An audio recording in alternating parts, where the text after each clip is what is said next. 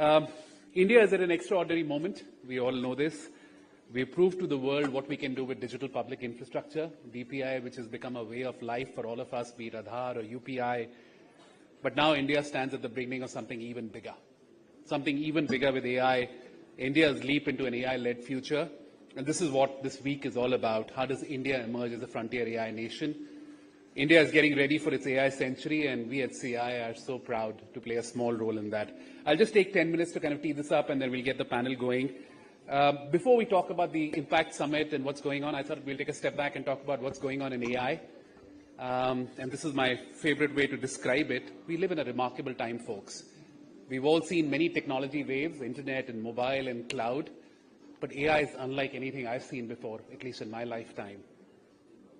We have potentially the prospect of being able to create an intelligence. We have potentially the first time in humankind the ability to manufacture intelligence. And intelligence is the most valuable commodity on the planet. It's made this species successful. It's created everything of value. But potentially the ability to create an intelligence is something that we've never seen before, and that's something we're all very excited about. And you have to remind yourself, we're just 1,000 days in from the ChatGPT moment. AI feels like it's been here forever, but it's just been roughly 3 years. But the progress that we've made in the last 3 years has been eye-watering. The models that you're seeing today, the capabilities that you're seeing today, are unlike anything we've seen in the last few months itself. So it's incredible to see how that's going in. And we're entering a new reality, folks. We're all used to putting intelligence to work through people. If you have any problem, any project in your business, what you do, you hire people, you bring people together. But with AI now, potentially you have the ability to buy intelligence. And imagine a world where intelligence moves from something which is scarce and expensive and hard to get to something which is abundant, something which is easy to work with. And that is a world we're getting all prepared for. And if intelligence is available on tap, if unmetered intelligence is available to all of us, it will change everything about how we run businesses and how we run our country. So if intelligence is coming, if unmetered intelligence is coming, I thought I'll give you my 5 ideas or 5 projections on what's coming our way with AI. Number one, there's still this debate on are the models getting better or are we hitting a wall? My sense is in 2026 we'll put this debate to an end. The models are definitely getting better. And in fact, the models that you see this week, and I'm not even talking this month, what you've seen this week, the launches that have just happened, these are unlike anything we've seen in the last 6 months. And by the way, this gap between the perception of these models, there are people who still say, I used ChatGPT 2 years ago or 6 months ago, and it was hallucinating, to what you're seeing today. This gap is quite dangerous because sometimes people don't prepare for what's coming. So what you're seeing today is remarkable in terms of progress of these models. And we're also seeing this direct, unequivocal relationship between the compute flops we are putting in and the intelligence we create, or the capability of these models. And in the next 3 years, there's roughly 1,000x growth coming in compute capacity across these models. So imagine if there's a direct relationship between the compute flops you're putting in and the intelligence you're creating. If you're going to put 1,000x in the next 3 years, I think this debate on would these models get better versus we hit a wall will potentially come to an end. And by the way, AI is now accelerating AI. The biggest use case for AI today is coding.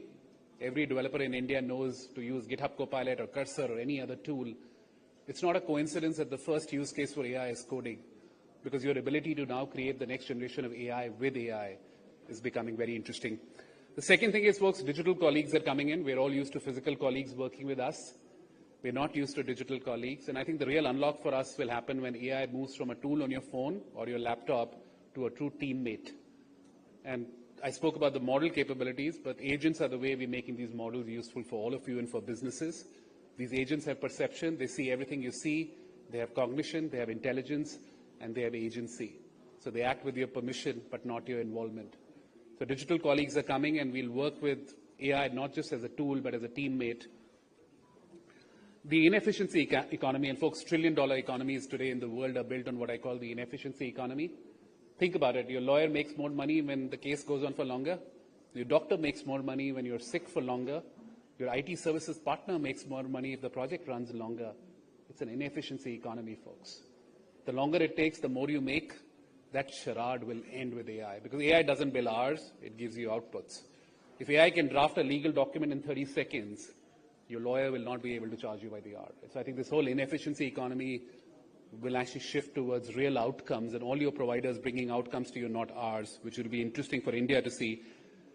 every business will build an AI factory. We talk about sovereignty at the country level, which is important, but we also have to now think about sovereignty at the company level. If the model knows everything eventually, what do you stand for? What does your company stand for? What is your moat? And that's why you will see a generation of these sovereign company models being built, where you take an open source model, put the weights of your company's IP, put knowledge turns on it, and make it more sensible, more contextual to what you do in your business. And that's coming, folks. Now, by the way, the next generation of AI businesses are being built. Like I remember talking to startups, they used to talk about which cloud should I build on. Now they're talking about which API do I start with, which model do I work with. So the next generation of businesses in India are being built on AI, not just on cloud. And then the last thing, which is, we've been having this conversation on jobs outside. I get this question all the time, what's happening to jobs? My personal take, AI will not kill jobs, AI will unbundle jobs. Your job is a bundle of tasks, my job is a bundle of tasks. What AI will do is it'll unbundle it, it'll break it. And all the transactional stuff that you do, stuff that feels like work, I sent 50 emails and I updated 3 trackers and I attended 7 meetings, feels like work, it's not really work, we all know it. And AI will end that charade as well. So AI will unbundle tasks, and all the tasks that seem like work but are not really value adding, AI will take that away. But what happens when AI unbundle tasks? You and I need to bundle ourselves much better. You and I need to bundle ourselves much better, and that's why I say skilling will be the only oxygen mask, and people who live in Delhi know the value of oxygen masks. But folks, this is where it's headed. If you're not learning AI today, if you're not learning every day, that's one thing I can tell you for sure, you'll be redundant. So that's probably the most important one to think about. So those are the 5 things. Just quickly moving on to what's happening in India. And I think India is at a very interesting time, and we'll see this throughout the week. I hope it can make this work. Give me one sec. Perfect. But I think what's happening in India is quite interesting, right? Which is, we're obviously seeing massive capital outflows in the country. We're seeing real talent come up. We're seeing real policy changes, and we'll see a lot more of that this week. And then we're seeing market demand come together like never before. Let me see if we can get this to work. Yeah, so there's some interesting stats that I pulled out, and a lot of this is Microsoft research, but 92% of knowledge workers today in India are using AI. 77% of them use it daily. One of the highest rates in the world. 59% of businesses today in India are saying we need AI agents and we're going to work with them. Number 2, after the US, if you think about enterprise adoption in certain sectors, we're number 2 in the world. So it's really coming together. And then, of course, we've got the raw material of talent with 1.5 million engineering graduates coming out of colleges. The government's pushing this big time. If you all saw the budget, it was an incredible vote of confidence for AI and cloud and technology in India. Roughly 1,000 crores this year being spent on the AI mission, roughly $11 billion, $11.5 billion for the AI mission. And the government's really looking at the full stack approach. AI is turning into this 5-layer cake, right? You've got energy at the bottom, you've got chips, you've got tokens, you've got models, and you've got applications. And India is now thinking about a full stack approach, which is really good to see.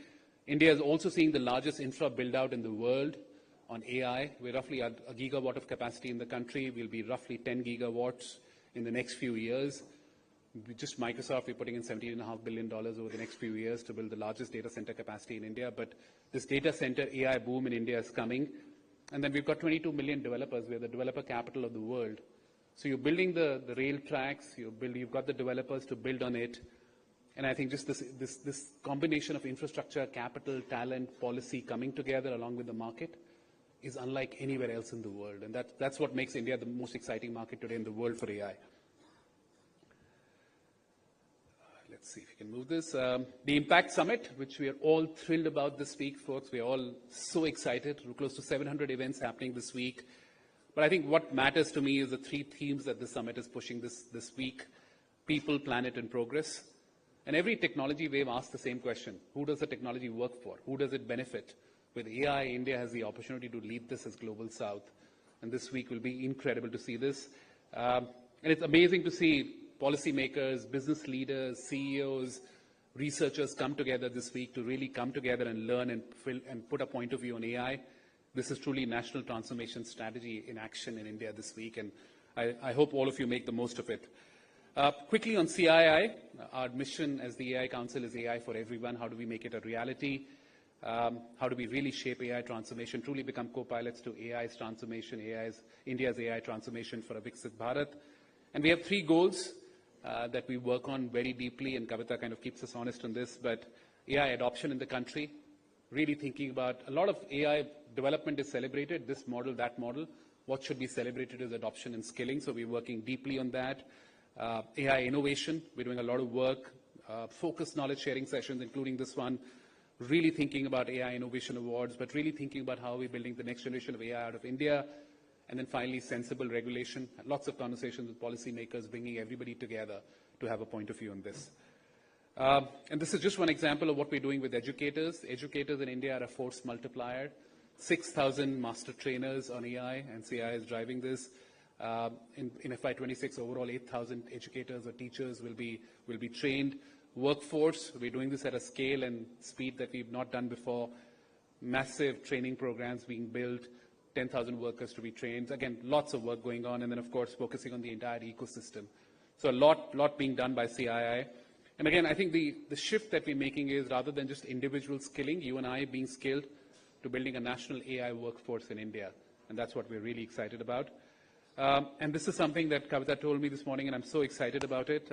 Going back to this piece around moving from skilling individuals to building a national AI workforce in India, we've been recognized by METI, and this is something that we should all celebrate for all the good work that CI and all of you are doing on skilling in the country.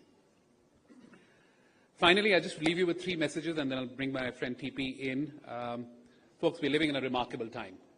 Remarkable time for India, remarkable time for AI. AI will be the most defining technology of our lifetimes. And if you imagine a world when we move to intelligence on tap, unmetered intelligence, and that has massive implications for our country, for our business, for jobs.